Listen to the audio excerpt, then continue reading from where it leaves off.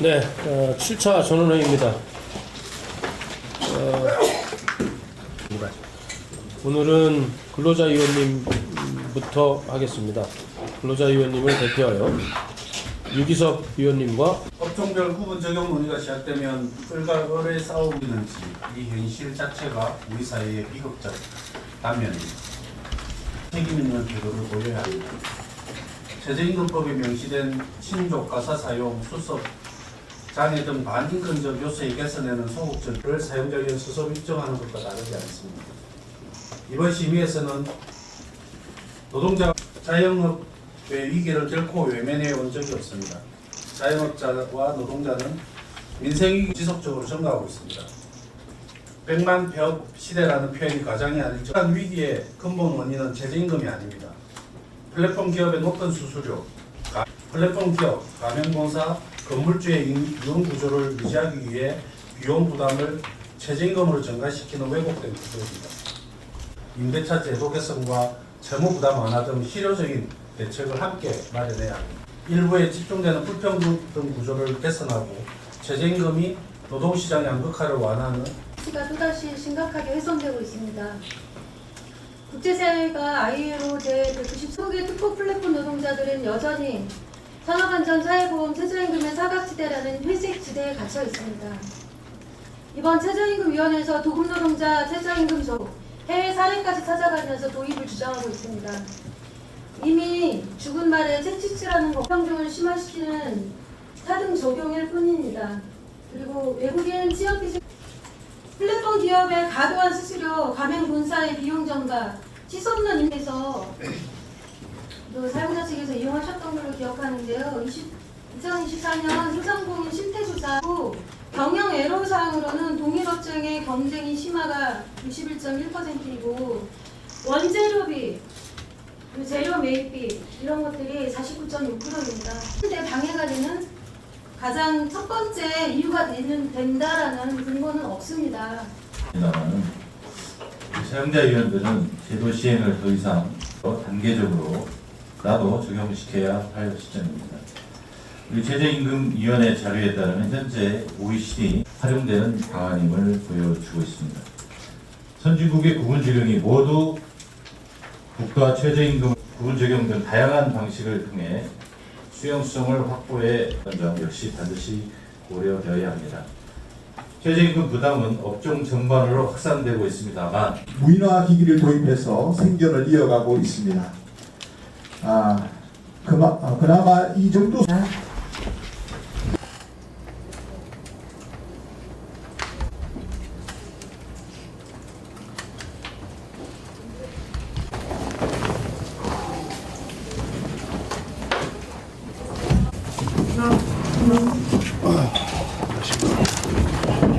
안녕하십니까.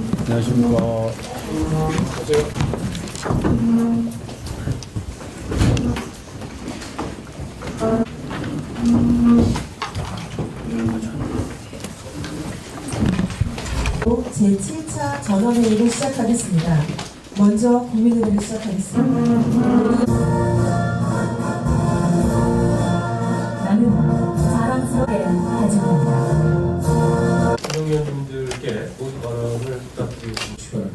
오늘은 업종별 구분 적용을 두 번째 논의합니다. 사용자 위원 측에 다시 한번 체계적으로 검토할 수 있는 기회가 될 것으로 생각합니다. 경청해 주시고 발표 내용과 지금까지 축적된 논의를 종합하여 집중적인 토론을 통해 결론을 도출할 수 있습니다. 제적위원 27명 중 명이 각각 3분의 1 이상 참석하여 최저임금법 제17조에 따른 정족수가 충족되었음을 명석 근로기준 정책관 하였습니다. 이상입니다. 네, 회의를 선언합니다. 하셨습니다. 네, 안녕하십니까. 한국노총 사무총장 유기섭입니다. 업종별 구분 적용 논의가 시작되면 을과 을의 싸움으로 해마다 반복되는 이 구조에 노동계는 늘 참담함을 감출 수 없습니다. PC방, 편의점, 음식, 숙박업 사장님들의 어려움이 왜 최저임금으로 귀결되고 내몰리는지 이 현실 자체가 우리 사회의 비극적 단면입니다. 경영계가 업종별 구분 적용을 영세 소상공을 살리기 위한 대책이라고 주장한다면 그에 상응하는 제도 개선부터 먼저 책임 있는 태도를 보여야 합니다. 최저임금법에 명시된 친족, 가사 사용, 수습, 장애 등 반인권적 요소의 개선에는 소극적이었고 도급제 노동자에 대한 최저임금 적용 확대 역시 부결로 일관했습니다. 사용자단체의 이러한 행보에서 우리는 단 한 표의 진정성을 확인하기 어려웠습니다. 이는 결국 업종별 구분 적용이 보호가 아닌 차별의 정당화를 사용자위원 스스로 입증하는 것과 다르지 않습니다. 이번 심의에서는 노동자와의 연대를 향한 진정성 있는 태도를 보여주시길 요청드립니다. 이는 사용자단체뿐만 아니라 공익위원들의 적극적인 중재 역할과도 맞닿아 있는 문제입니다. 지금까지 노동계는 자영업의 위기를 결코 외면해 온 적이 없습니다. 자영업자와 노동자는 민생위기를 함께 겪는 연대의 주체입니다. 실제로 자영업자 대출은 1천조 원을 넘어섰고 연체율은 12% 내외에 달합니다. 상권은 쇠퇴하고 매출은 감소하는 반면 임대료, 수수료, 대출 이자 부담은 지속적으로 증가하고 있습니다. 100만 폐업 시대라는 표현이 가장이 아닐 정도로 상황은 심각합니다.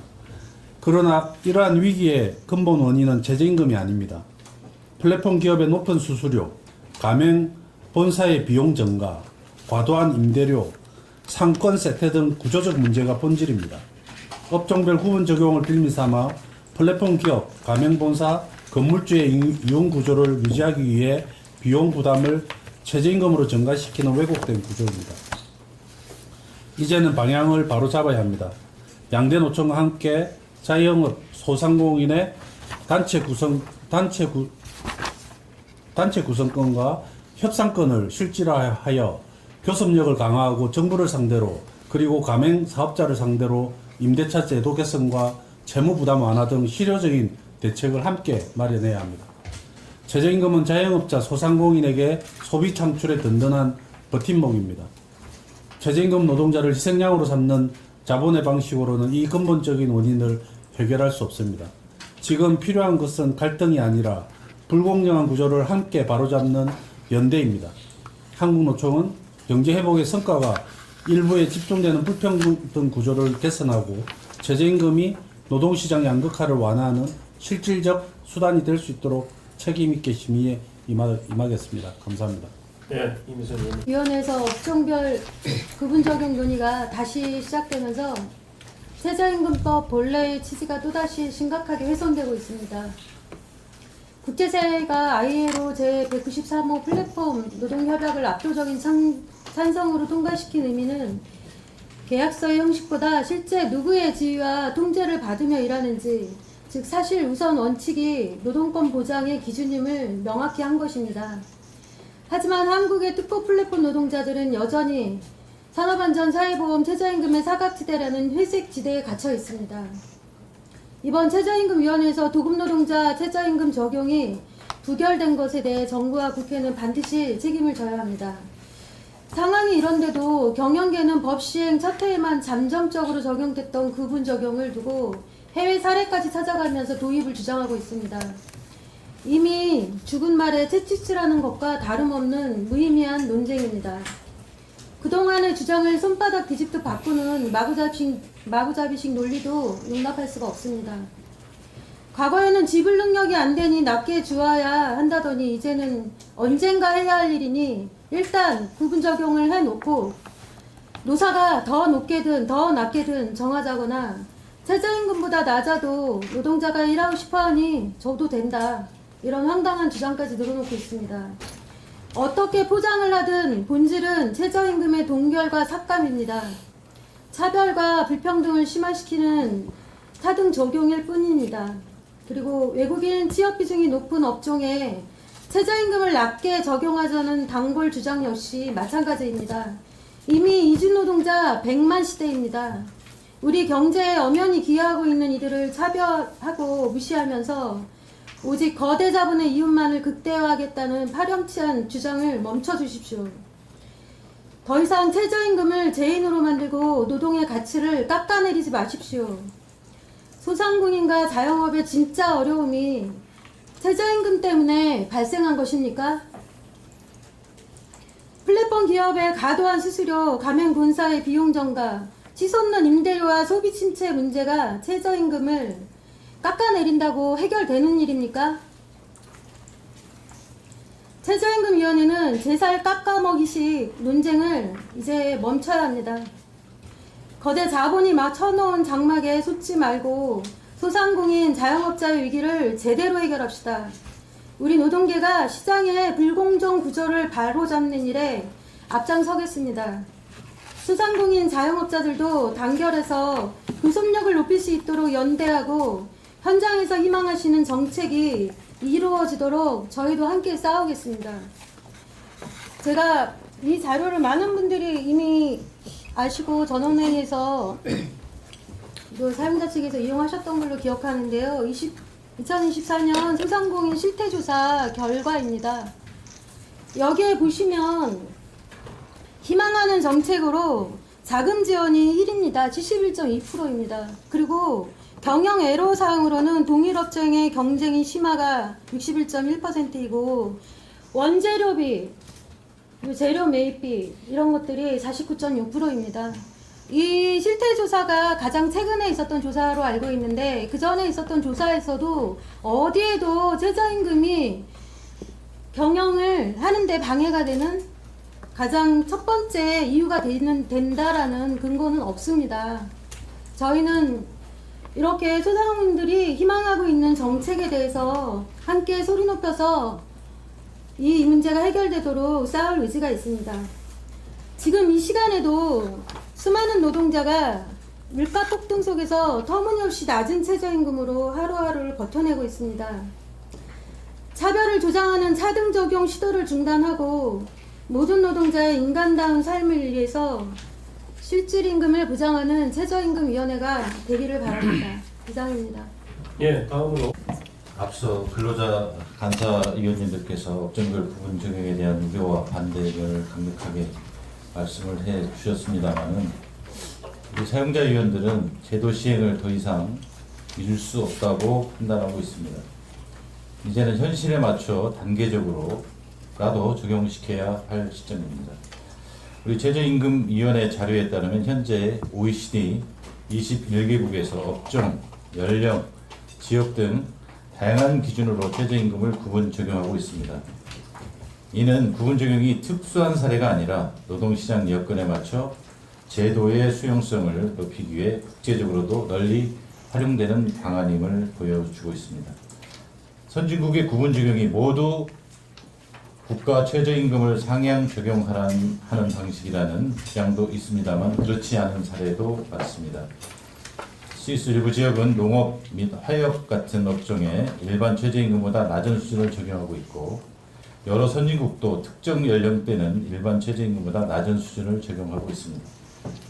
미국 역시 연방 기준보다 낮은 최저임금을 정하는 주들도 있고 연방 최저임금도 연 매출 50만 달러 이하의 사업주에게는 최저임금을 적용하지 않는 그런 다양한 유연성을 두고 있습니다.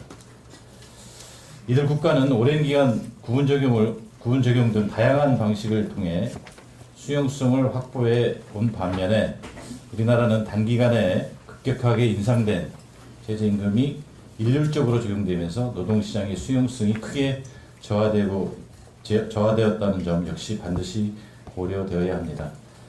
최저임금 부담은 업종 전반으로 확산되고 있습니다만 특히 숙박, 음식업 같은 일부 업종에서는 최저임금이 중임금 대비 70-80% 수준에 달해서 사실상 일반적인 시장 임금에 근접하고 있는 것도 사실입니다. 일반적으로 전문가들이 중임금의 40에서 50% 수준이 최저임금 적정선이라고 하는 것을 고려하면 중임금의 80%가 넘는 최저임금은 그 업종에서 감당할 수 있는 수준을 월등히 넘어선 것입니다.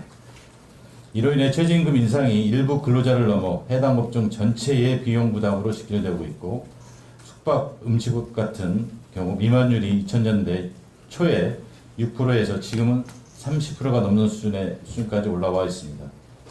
현재 상황에 한계 상황에 도달했다고도 생각할 수밖에 없습니다. 오늘 심의에서는 이러한 현장의 절박한 실태가 반드시 반영되어야 하겠습니다. 영세 소상공인과 근로자가 공존하고 최저임금 제도의 수용성을 높일 수 있도록 현행법상 허용된 구분 적용 시행을 일부 업종이라도 결정해 주실 것을 다시 한번 간곡히 요청드립니다. 감사합니다. 예. 중앙의 인력경제본부장 양옥습입니다. 업종별 구분 적용에 대한 두 번째 논의 시간이 되겠습니다. 통계가 증명하듯이 숙박 음식점과 같은 취약업종에서 최저임금 미만율이 더 크게 나타나고 있으며 해당 업종의 소상공인들은 법을 지키고 싶어도 도저히 지킬 수 없는 한계 상황에 직면해 있습니다. 우리 주변 골목 상권의 소상공인들은 임금 인상에 대한 부담으로 가족 운영 사업으로 전환하거나 무인화 기기를 도입해서 생존을 이어가고 있습니다. 그나마 이 정도 수준도 상황이 나은 편이라 할 수 있습니다. 폐업 후에 빚더미에 앉아서 미래를 잃은 채 살아가는 이들이 너무 많기 때문에 가슴이 아픕니다. 최저임금 제도의 지속 가능성에 대해서 최저임금위원회에서 진지하고 솔직한 대화가 이루어졌으면 합니다. 업종별 구분 적용은 1988년 최저임금의 전면 적용의 부작용을 줄이기 위해 도입된 제도적 조정 장치입니다. 급격하게 오른 최저임금으로 인해 지금까지 부작용이 계속해서 드러나고 있는 지금 구분 적용은 취약업종의 임금을 규정 수준으로 맞춰가는 조정이자 소상공인들의 생존과 취약업종 영세사업장의 일자리를 지키기 위한 최소한의 조치라 하겠습니다. 사용자 위원들은 작년과 같이 우선 적용 업종으로 음식점업을 제시하였습니다.